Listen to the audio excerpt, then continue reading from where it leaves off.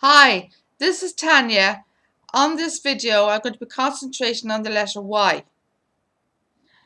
Um, there aren't many bands I can think of that start with Y. The only one I can think of is there's one main band I can think of, and they're Yazoo. They were fronted by Vince Clarke and Alison Moyet. They've had a good few hits, and they've had their sound they're very electro pop. Vince Clarke has been around, I tell you that. He's been around. He's been in many bands, including Depeche Mode and Erasure. He went to Erasure after Yazoo. Yazoo they've had a few big hits. And Alison Moyet had a solo career outside of Yazoo when they broke up. And she was quite big for a few years. And she had many hits. And then she kind of disappeared. She turned up recently in some program. I can't remember what it was. As a special guest, I can't remember what it was, to be honest with you. I think it was the Late Late Show. I think that's what it was. I saw her on the Late Late Show, yeah. She's a big girl, quite a big girl, you know. And I don't know, I haven't heard from her since. But Vince Clarke is an incredible keyboard player. He can do so many things with a keyboard. He can make so many sound effects. He can do so many things. He's great at what he could do. The skills he had was incredible. He was in Depeche Mode for a time as well, and from Yazoo he moved on to Erasure with Andy Bell, and they've had many hits as well. So Yazoo had a great hit. They were known really for this big hit called Don't Go.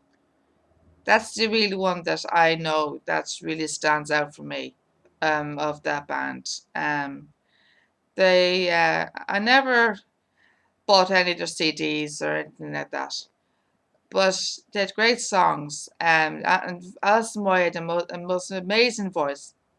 Um, she was a big girl, Alison Moy, and but she had an incredible voice and it really stood out. And the music, the sound was very good. I love the sound. I love all that electro pop sound, you know, all that electro music. I love all the keyboard, all the synthesizers. I love all those sound effects and stuff like that. So it's absolutely incredible, you know.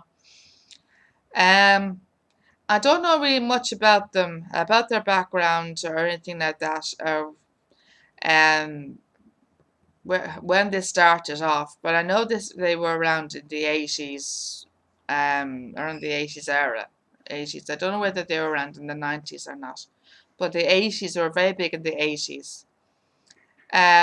Vince Clarke moved from Yazoo to Erasure, and they were around like 80s, 90s, and they're very popular in the 80s and 90s.